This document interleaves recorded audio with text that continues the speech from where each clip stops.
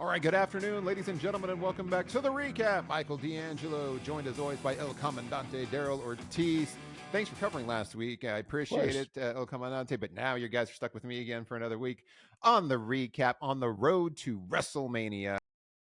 We got Raw and SmackDown on the road to WrestleMania. I'm going to say interesting week, Big. Interesting, but similar flows, so to speak. Yeah. We can talk about that here in a sec. But yeah, it was. Paul likes to copy paste a lot of stuff, and it was no different this week. But it's Absolutely. into way out. But we did have a few surprises coming up here, so we can get started with Raw here. Of course, the Vision opened the show. Paul Heyman, Logan Paul, Austin Theory, all in the ring. I'll say what's left of the Vision. The Vision Yeah, numbers what's are left of them, because these dwindling. poor guys are getting hurt like left and right. Jesus, poor guys. I'm starting to think Danhausen Yeah, I'm about to cursed say, I the wonder if Vision before Danhausen this. cursed them. Like, I'm assuming because I'm like, daggum, like they Yeah. can't catch a break. It's No. just Logan Paul and Austin Theory left at this point. Yep. And so this was Heyman addressing about Seth Rollins' interference at Elimination Chamber, declaring that the next time Rollins appears in the WWE ring, they will stomp him out. Hint, hint, wink, wink. Adam Pearce came out, noticed Seth Rollins wasn't medically cleared. And of course, that's when all of the fun started. A bunch of masked men started coming out one by one ringside.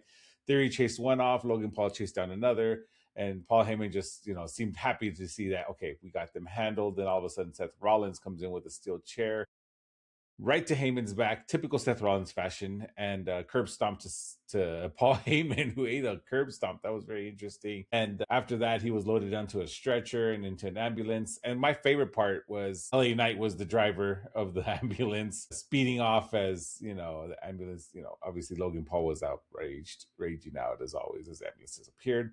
I feel this was genuinely great television. I liked that it opened. It was a little outlandish that Paul Heyman took the chair shot and the curb stomp. So love my pro wrestling. The fake masked men drawing the two threats out and then leaving Paul Heyman exposed. That was definitely your typical pro wrestling swerve. Of course, Paul Heyman actually bleeding on the stretcher, LA Knight driving the ambulance into the night for no reason at all. He just was in there for some reason fast. I think he almost crashed, if I'm not mistaken. That moment was a little Bugs Bunny for me. I like when he's like, "Don't worry, I'll take care of him." Yeah, and then speeds away, and I'm like, "Wow, he just committed like felony kidnapping, grand theft auto." Like LA Knight's in a lot of trouble here, and then just takes off with Paul Heyman. And I would assume, are they writing Paul Heyman off TV for a little bit? Because last time, like Paul Heyman got really hurt by somebody was when the Solo and the MFTs like powerbombed him through the table, and then he was like in the hospital and off television. You had him take a chair shot and a curb stomp. I assume we're not going to see him next week. That's why. We're not. I think this is to kind of give the Vision a break, or maybe have them have some sort of reason to set up. There's going to be something with WrestleMania with Seth Rollins in the Vision, so we'll see. He's going to have to. Maybe it's a triple threat. I don't know. We'll see. I have no idea.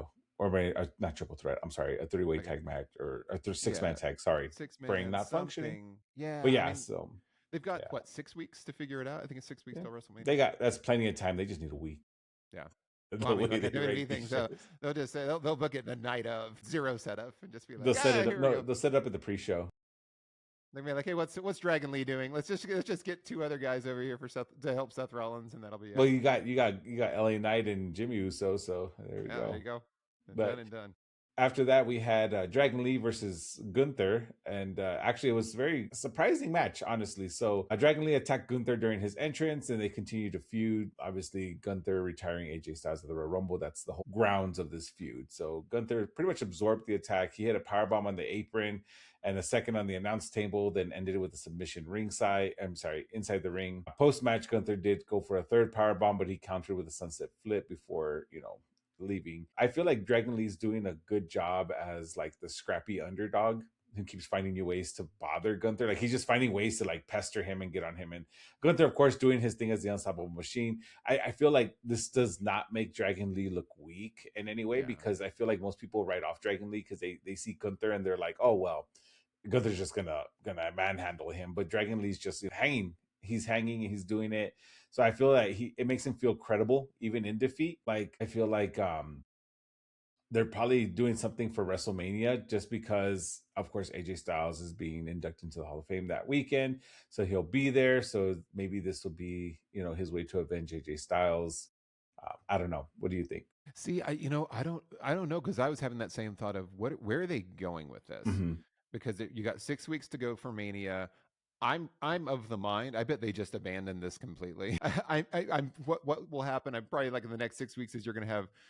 Didn't Brock Lesnar do an open challenge for WrestleMania? Yeah, I he think he did. said he would wrestle anybody. I think they're going to do Gunther versus Brock Lesnar at I WrestleMania, doubt it because and then they'll just I don't drop see. Dragon Lee off into the ether because they have. And I'm only saying this because after what happened on Friday night, and we'll get into that. They have this tendency now just to go, all right, we're not doing that. We're going to do something else. We feel like this is a bigger headline, so we're just going to go with what we feel like is a bigger headline match.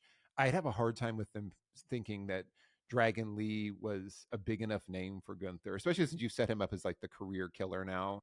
Mm-hmm. And you had him beat John Cena and retire him. You had him retire AJ Styles And Goldberg. and Goldberg. And so now are you going to have him just what? He's going to have a grudge match with Dragon Lee? Like that feels like it's a step in the opposite direction, if at Well, least from WWE's standpoint. I Dragon feel Lee's like great, but if they do have some kind of match with him and Gunther, since AJ Styles will technically be at WrestleMania for how they do that whole where they put everyone on the stage to like yeah, acknowledge them.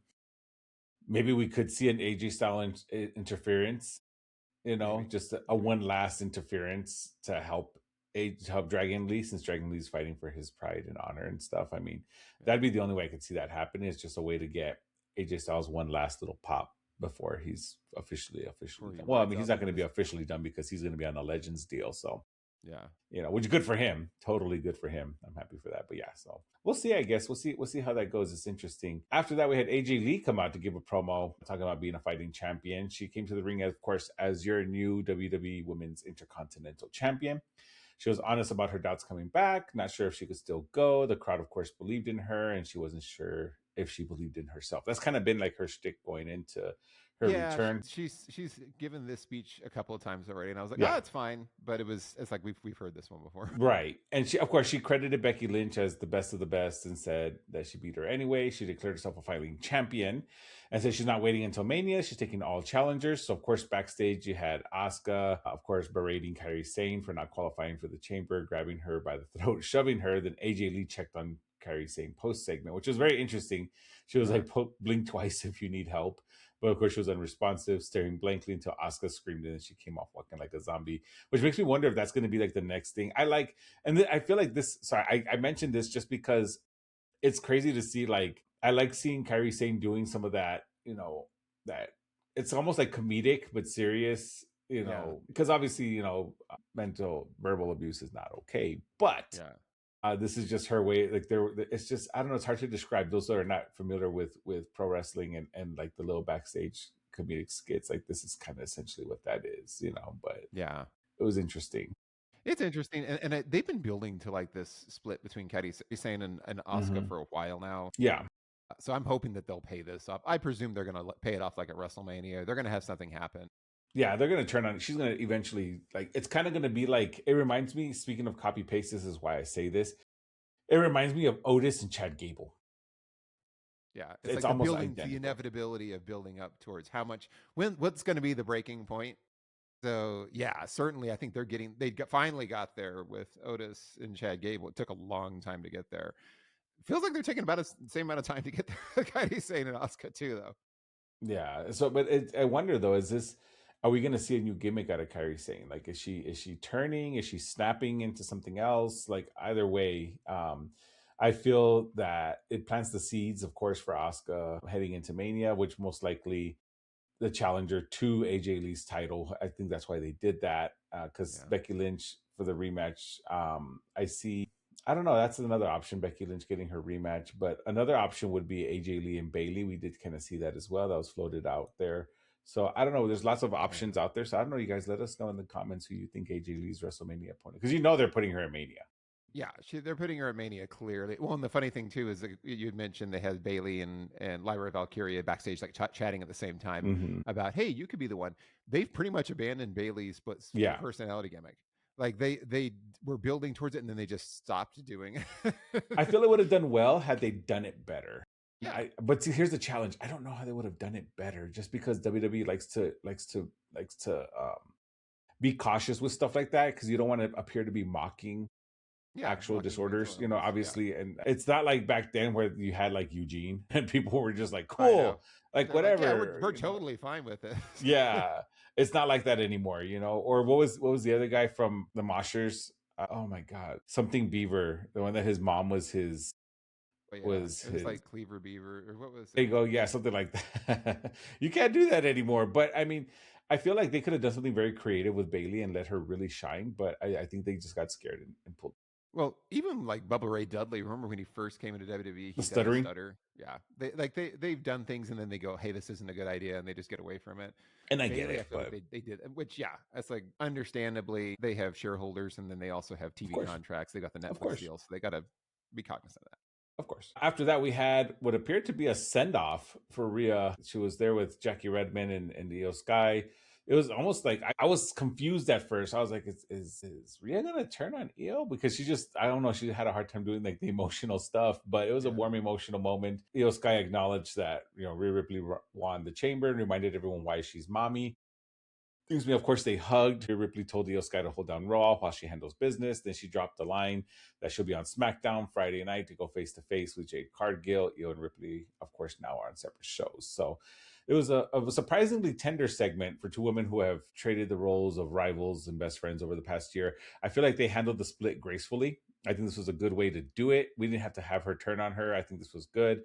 And the SmackDown tease was kind of the right hook, right, to get you to want to watch Raw. Obviously, Rhea Ripley, Jade Cargill is going to be a phenomenal match. That war already started on social media. Outlets were reporting that they had a genuine public back and forth on X. Whether that's a work or shoot, we don't know, of course, because it's hard to tell nowadays. But yeah. it did add real heat to what happens on Friday. So, of course, I know you'll cover that a little bit later on, and we'll be ready for that. But yeah, but other than that, that segment was nice. It Yeah. was It was good stuff. I mean, they had to wrap that up, and it was obvious they were dropping the tag titles. Rhea was going to move on and win the chamber and kind of get back into singles competition. So it was a good way to close it out without there being a big betrayal or a big heel turn by somebody. So I liked yeah. it. I agree. So after that, we had one of my favorite moments of the night. Danhausen was backstage with was he, what did he call him? Cold Stones, Cold Steve Austin, and Yeah, Adam Pierce was like, oh, got it, glasses. I know Superman too. And he just, I love Danhausen. And so he had his list of demands. He wants his blimp with all the human monies. And of course, I love that he mentioned the Triple H pose with the finger. yeah. The Triple H pointing picture. He goes, "I want to get a Triple H pointing photo," which I think he Yeah, got one after the show, right? They gave him yeah, the Triple H pointing photo, so he yeah, got they that one did. already checked off. They did, but it was hilarious. And then, of course, he had a list of demands. And then Adam Pierce, to kind of brush him off, said, oh, Judgment Day, because Dominic was on his way out to the match. And he was like, have you met Danhausen? And Danhausen was like, oh, Finn Balor, Dominic Mysterio. And he looked at JD. So, anyways, and he just like, kind of blew him off, of course. And of course, JD's like, I really don't like this guy. Of course, he asked for the title. They got the title. He's like, ooh, can I have that? And Dom was like, it's the closest you're ever going to get to any of this or whatever. And he's like, oh, well, guess what? You are cursed. And he was just, they just kind of laughed it off and he just disappeared.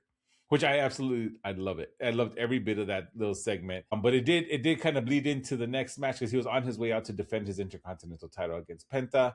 And surprise, surprise, the curse worked because Penta is now your Yeah, new men's Intercontinental champion, which I think is a great move. They've yeah, always had beef, and I love Penta. Penta's always been doing phenomenal work. I like that they tied it into Danhausen's first official appearance and really giving credibility to the curse yeah, because we'll talk more about it on SmackDown because he did also appear on SmackDown. But yeah, of course, I think this was I like Penta winning because, of course, he's, in my opinion, one of Mexico's finest. He's a great luchador. I wish he was partnered with his brother, but I know maybe we'll get there eventually.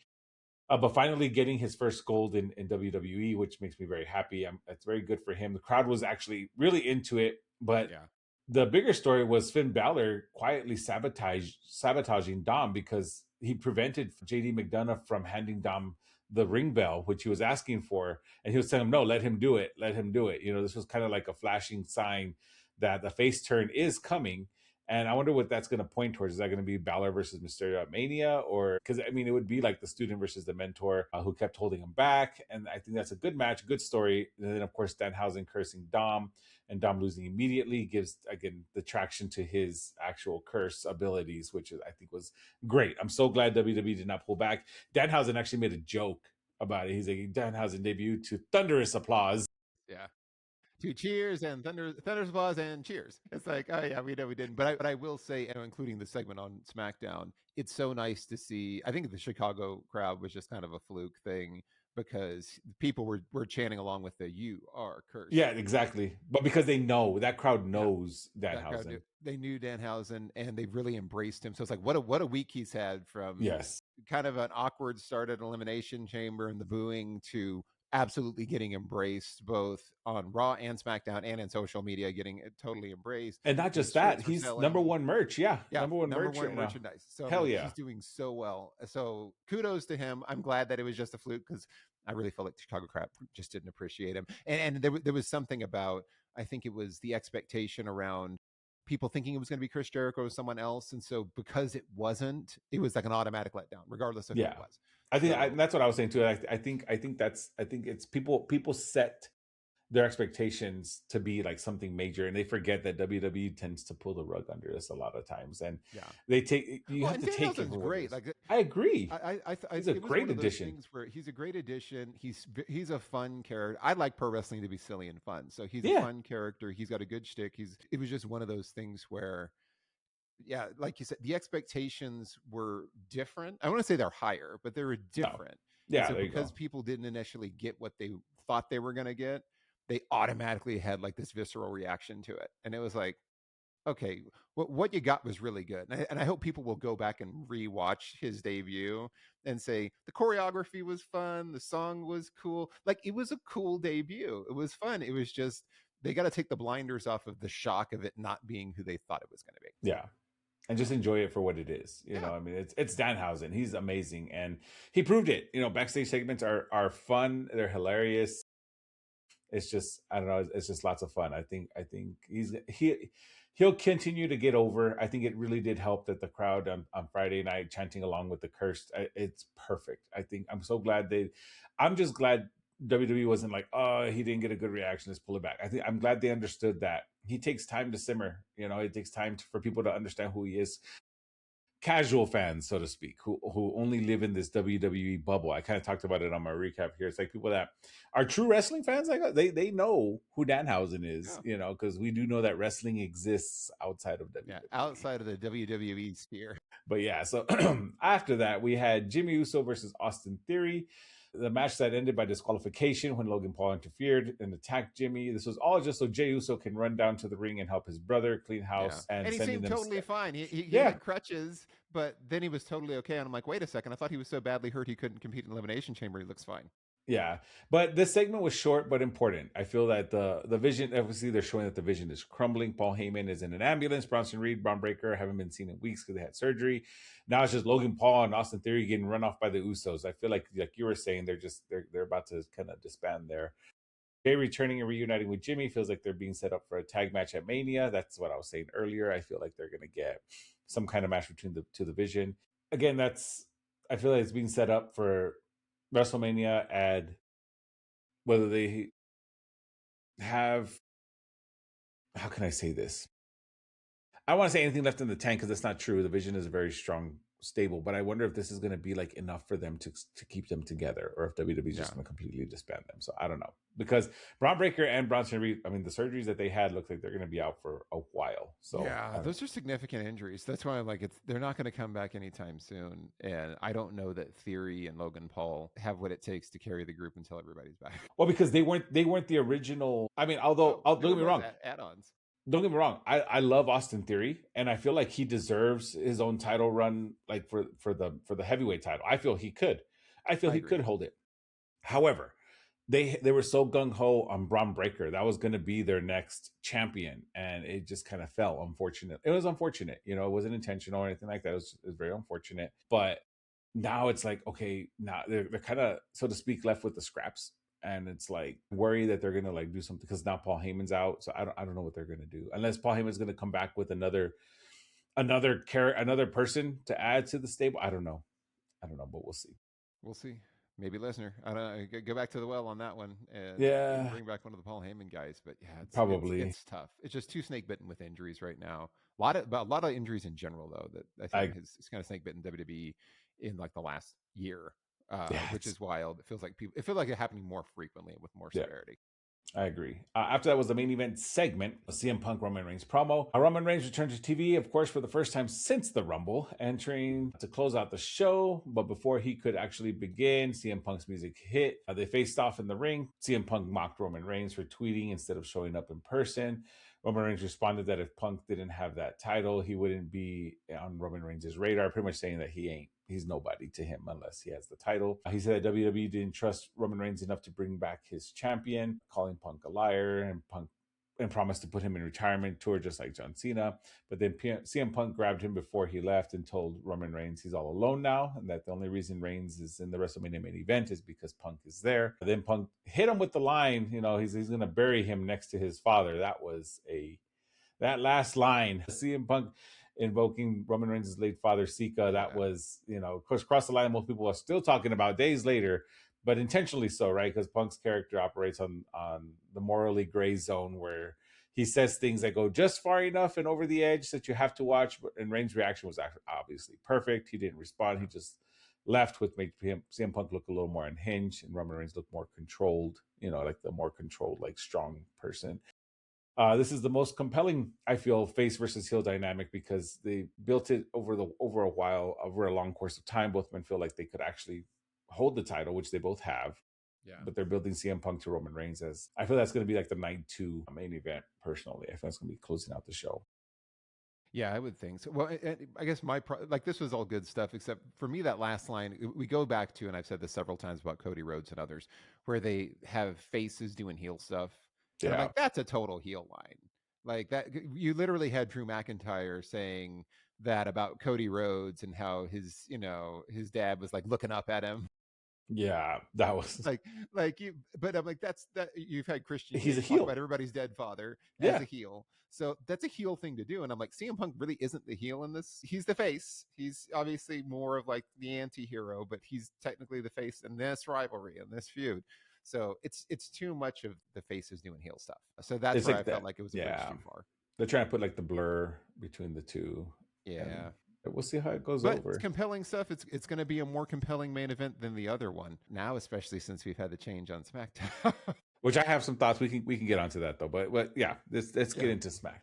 Yeah, let's get into SmackDown. SmackDown opened up in Portland, Oregon. Randy Orton was out first since he was the winner of the men's chamber match and basically just talked about his career retrospective and wondering who he was going to wrestle at WrestleMania. Was it going to be Drew or Cody? That's going to get decided in a couple of hours. Spoiler alert. Cody. As he was wrapping up, he got Trick Williams out there. And this was kind of a fun, playful moment because when they were in the chamber, you could see it. I was all over social media where they were kind of jawing at each other when Trick was in the pod. And you see Randy look at his height and say, "You're not 6'5", and then walked away. And so he was kind of calling him out about that comment. And while he was doing so, Randy hit him with the RKO and kind of end of segment. It was fun. It was cool. I was really looking forward to Drew McIntyre versus Randy Orton. I thought that was going to be a banger of a match. Apparently not to be, but we'll get into that later. Yeah. After this was the U.S. Championship Open Challenge, which, by the way, these open challenges with Carmelo Hayes have been like my favorite part of SmackDown in recent memory. Carmelo Hayes is really, really great and really deserving. This one was a little bit of a curveball. His mystery challenger was Hijo del Dr. Wagner Jr. from AAA, which he was like crickets when they announced him out. I know that was such a bummer. Yeah, well, it's like, but a lot of folks, WWE's been doing this a lot with the crossover matches, a lot of crossovers with AAA. And a lot of people weren't really familiar with him. It was a really good match. I thought it was excellent. It was a lot of fun. Of course, Carmelo Hayes retained. He wasn't going to lose the title here. He hit the nothing but net for the win. It was really good stuff. It was just, again, I know you're trying to showcase AAA stars, but it's like when you do it in this way with zero buildup, you get these awkward reactions where people are like, "Who's this guy?"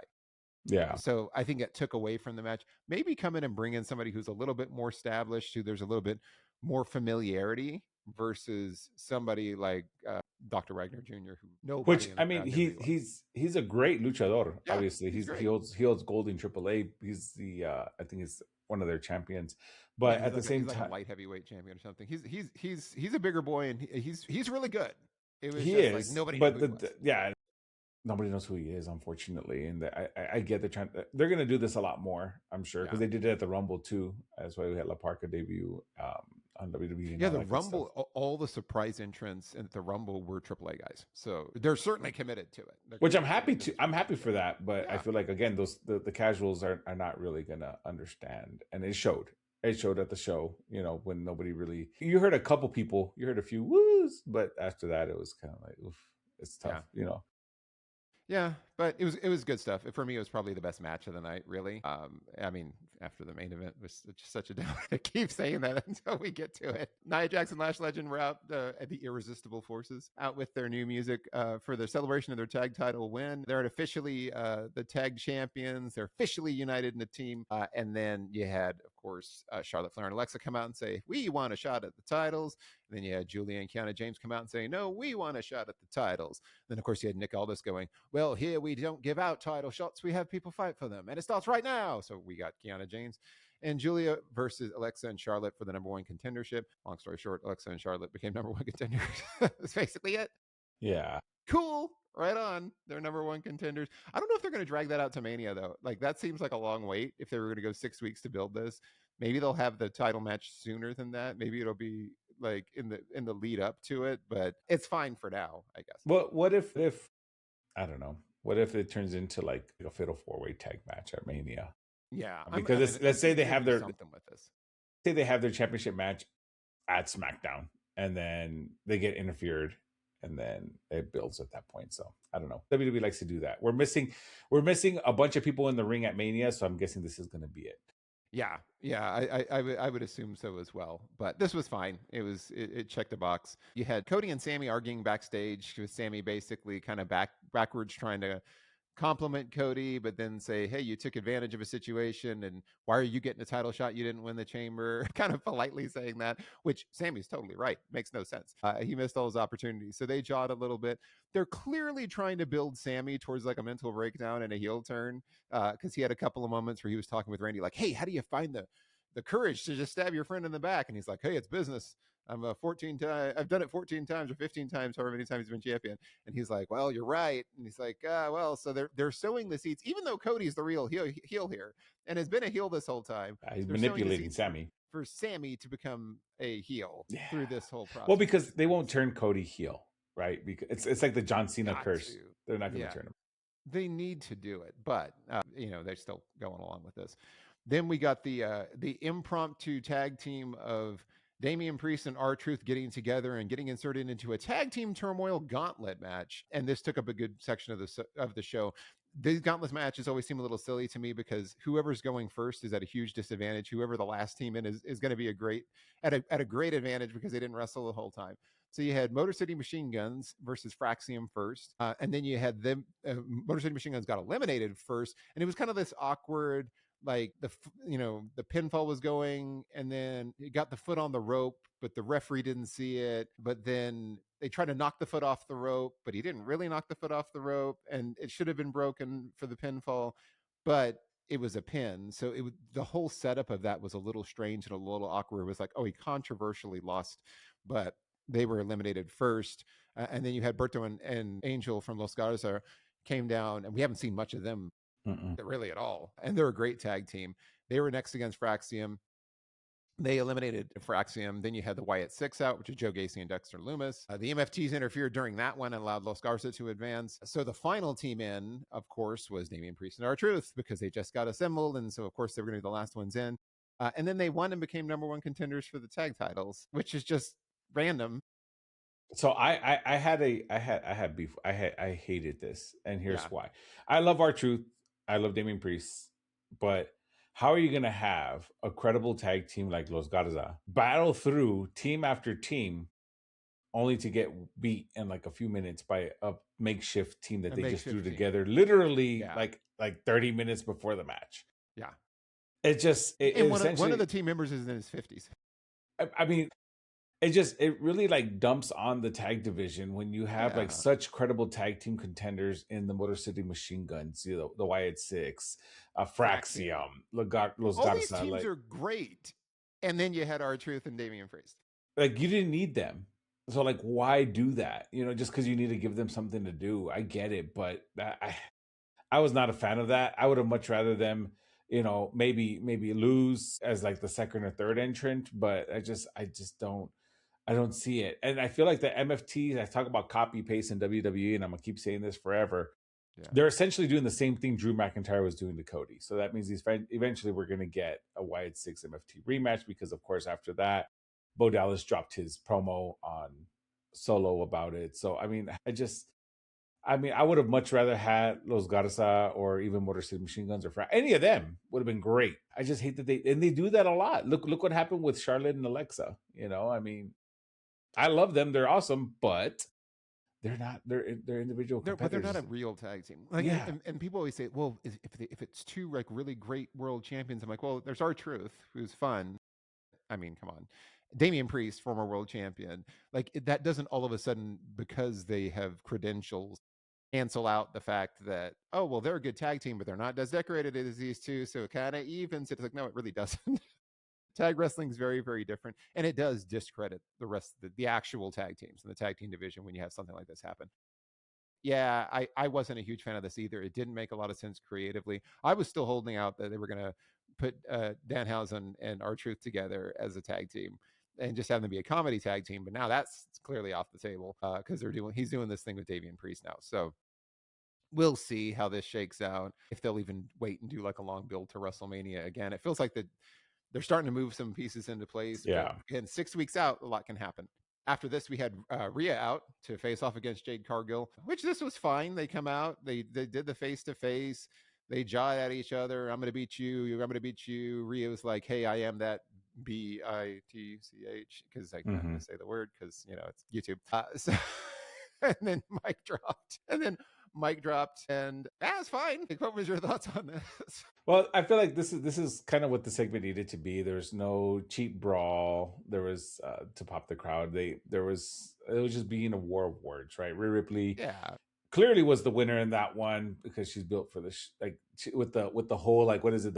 I'm like, you're built for show. I'm built for war. Like, that was actually like a really good line. yeah, Of course, Cargill's mic drop didn't land very well because yeah. Rhea's closing line hit a lot harder.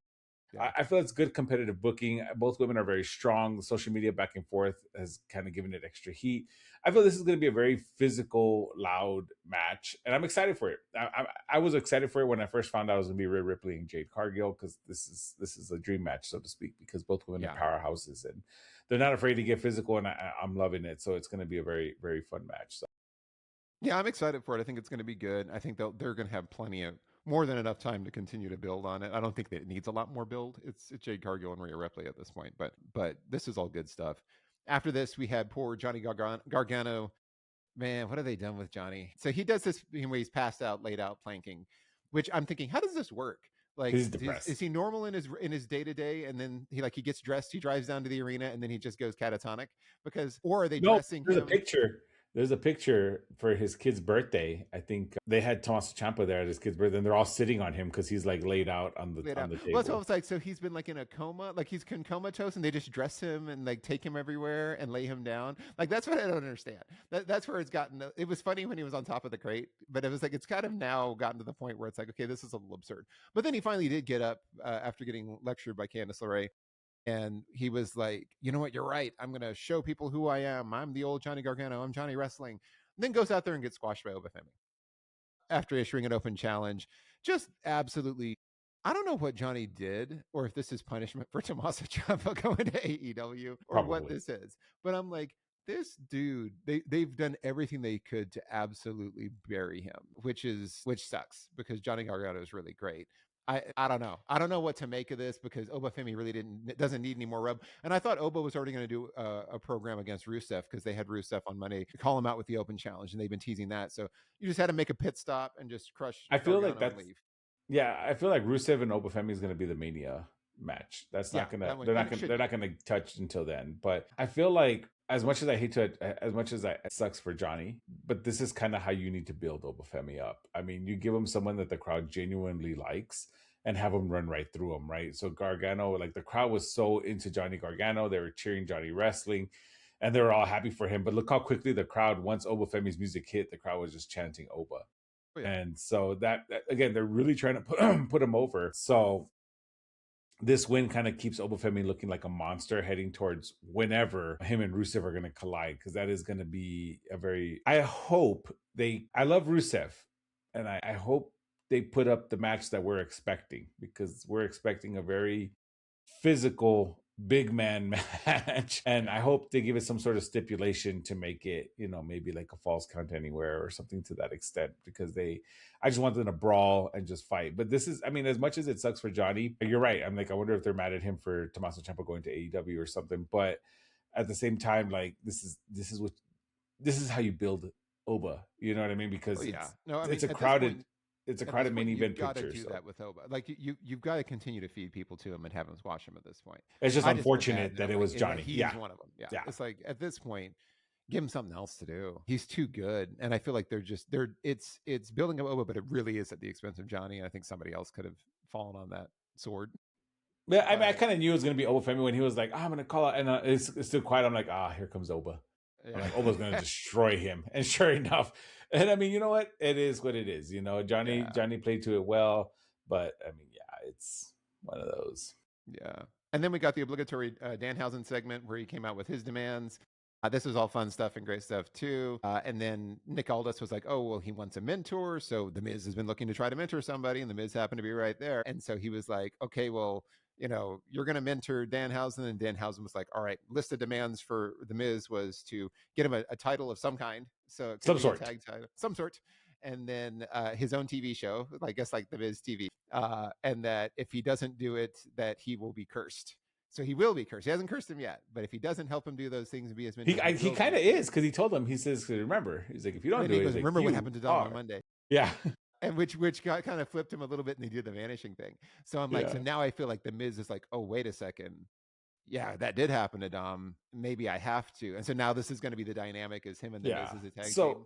Yeah, I love it. I feel this is a genuinely funny casting between the Miz and Danhausen. They're perfect for each other. I feel like I wanted it to be R-Truth, but I love that it's the Miz, because the Miz is so good in anything they give him. I feel Miz is so underrated. He's so good, and so this is going to be a very, very, very fun thing. So, and it's funny because we talk about copy paste. Y'all gonna get sick and tired of me saying that, but wasn't it the Miz who wanted a mentor and his mentor didn't like him? In Daniel Bryan. And yeah, Bryan, yeah. It's kind of like a flip against. But anyways, I like this because he's reluctant to mentor a guy who actually curses people, but it's sort of like a meta joke that everyone's taking the curse seriously now because of what happened to Dom. So again, good storytelling across both shows. This is not something that obviously will main event WrestleMania, but it'll still be entertaining. On it'll the road. be fun, and I'm sure they'll probably do some sort of like a tag team, like Tornado with multiple tag teams at Mania, and they'll just be one of the teams. And you'll have him like cursing the other teams and having wacky things happen. Like if you could do something really funny with it, I love it. We'll see. He curses his way to a tag title. That would be awesome. I know, especially that soon in 6 weeks. That'd be great. What was not great though is our main event: Cody versus Drew McIntyre for the WWE Championship. This was a standard match. I'm going to start off by saying it was a standard match. There was no DQs, no special stipulations, just a straight up wrestling match. Huh? No, it was just a standard match. There was nothing. It was not a no disqualification. It wasn't a false count anywhere. It was just a regular old match, which didn't make sense to me. Yeah, now I'm like, wait, now I'm having to go back and look, because I swear, because they were doing all kinds of stuff. They were, well, and that was the problem that I had, because I was like, when I listened to the stipulation for it, like they were just like, it's this following match is just scheduled for one fall for the WWE title. Because there was a part where they got up on the announce table, and then they were. I love that Joe Tessitore was like, "That's the reinforced announce table," and as they're standing on it, it breaks and they fell. And then it was like, oh, okay, yeah, so it wasn't reinforced that much. Then they go and Cody sets up a table. Then Drew grabs Cody and power bombs him through the table. And I'm like, at that point, the match is over. And he did it in clear view of the ref. Like that's a DQ. But not just that. Done.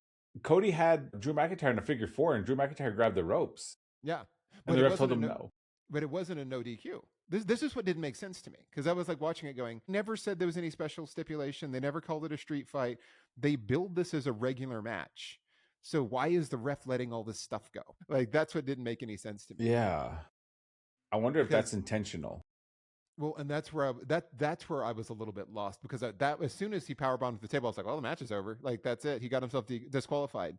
But this was just a regular run of the mill match. It wasn't billed as anything Well, no and Drew DQ McIntyre special. literally headbutted a referee. Yeah, he headbutted a referee and knocked him out. He gave him the Glasgow kiss. So none of this stuff made sense when it was happening because there was no special stipulation for this. And they were just kind of running wild and letting everything go. Then you had the first referee getting knocked down with Charles Robinson. Like Charles Robinson almost got hit like twice, more so out of Charles Robinson's incompetence, where he kept getting in the way. And I was like, why is he getting in the way all of a sudden? And then he kind of got hit by Cody, kind of with a disaster kick, not really. It was A just like very disaster awkward. fist. Yeah, and he like kind of crashed into him, and it was like, oh, he got knocked down, but he barely made contact, and then he was like dead. And then Cody hit the crossroads and was like trying to get the pinfall. Of course, there was no ref. We finally got the replacement ref who Drew gave the Glasgow kiss to, and then nothing happened. And even in a no DQ, if you attack the ref, like I'm assuming they would disqualify you because you're not just allowed to attack referees if you're the competitor. That's a little bit that's a bridge too far. But again, they never said that there was a special stipulation. I'm going to go back and look because I was listening when the ring announcer was like calling the match out. And there was nothing that was said that it was a no DQ, that it was falls count anywhere. That it was they never announced it. It was just a regular standard match. And they just kind of let everything go the whole time. Well, kind of during the course of this, you had after the Glasgow kiss, Drew goes and gets the chair, comes into the ring. Jacob Fatu grabs the chair and rips it away from him. And then the match just continues. He kind of stopped him. And then Drew missed a Claymore. Cody hit a super cutter with a crossroads and then won. And he's your new WWE champion. So you have Drew McIntyre lose his first title like in 5 minutes on a cash in from CM Punk. Not first his second title, but on this new title run as far as world titles. So he lost the world title that way. So you kind of spat all over it.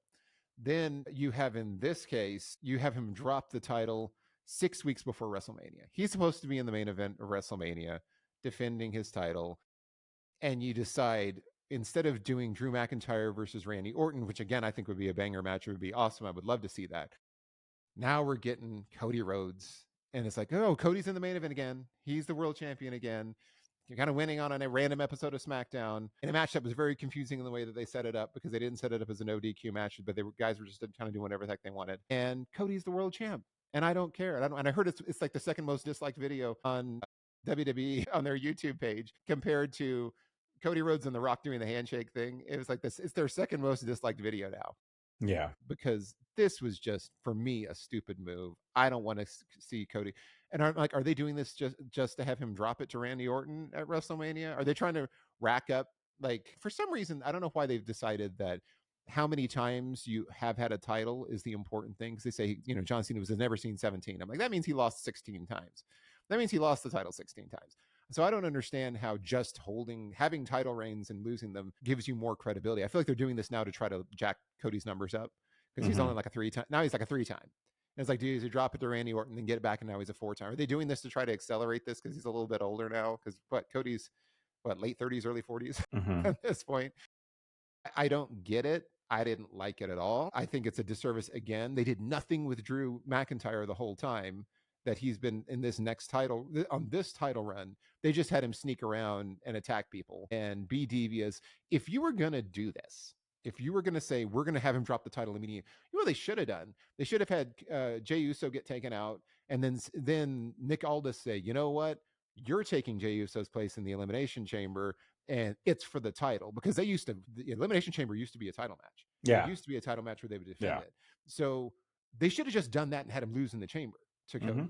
So it would have been a little bit more compelling than you go through all of this to get a number one contender. And we're going to sneak Cody in here and give him the title. So I'm going to stop there. But what did you think?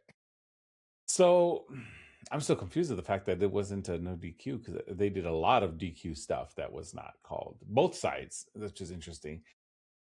But I'm wondering if maybe this was intentional and Drew's going to come back on SmackDown livid about what happened. And maybe I feel like this may get turned into a triple threat for the title, but I don't think so. But I do think that somehow, some way that's going to play into it. Another thing too to think about is maybe they're setting up more of a feud with Drew McIntyre and Jacob Fatu, because now his sights are going to be set on Jacob and they can have their blow off match at Mania. Because I'm thinking that's that may be what they're gonna do. They're gonna have Jacob Fatu versus because right now the WrestleMania card is Cody versus Randy, CM Punk versus Roman Reigns, Jade Cargill versus Rhea Ripley, Stephanie Vaqueta and Liv Morgan. Those are the ones that are for sure confirmed. Expected would be AJ Lee, Becky Lynch. I'm assuming Obafemi and Rusev, Seth Rollins against somebody from the Vision, and then Finn Balor versus Dominic Mysterio. I'm thinking if Balor turns face, I think that'll be a WrestleMania match for sure.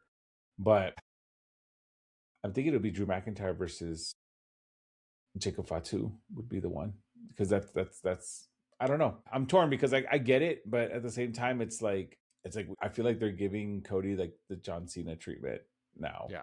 And now they're gonna it's turning to that phase now where folks are gonna start booing him just like they did John Cena way back in the day. And I don't know.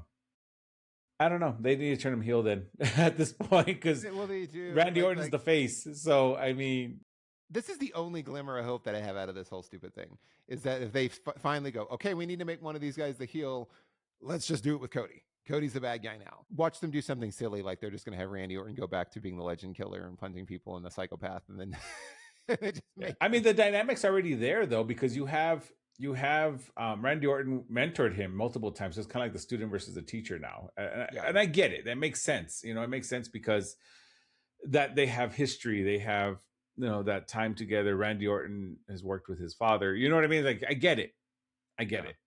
But I just wasn't a fan of the call here. Yeah, no, I wasn't, and I went back and I double checked multiple times. Right now, it was billed as just a straightforward, regular. Yeah, that's weird. Regular single then match. Yeah, that's interesting. That's why I was like, why is the ref letting all this stuff go? It's not no DQ. Like it was so strange that is. It's almost like they just forgot. And if they intended it to be, they forgot to announce it because they announced it just as a standard one fall for the WWE Championship. That was it. Yeah. We'll see. Anyways, I guess that was happening on SmackDown. So that was the week that was. We got 6 weeks till WrestleMania. Maybe they can put some stuff together that's going to make some sense. They've already gotten most of the card filled out, obviously, but it'll be interesting to see as they continue to build up. But that was it for this week, everybody. What did you think of our new WWE champion or anything else that happened on Raw and SmackDown? Don't forget to leave us your comments. Let us know. We'd love to hear from you. And don't forget to like, share, and subscribe and all that good stuff. But that's what we got for this week, y'all. So until next time, I've been Michael D'Angelo. He's been El Commandante Daryl Ortiz. Have a great week, everyone. We'll see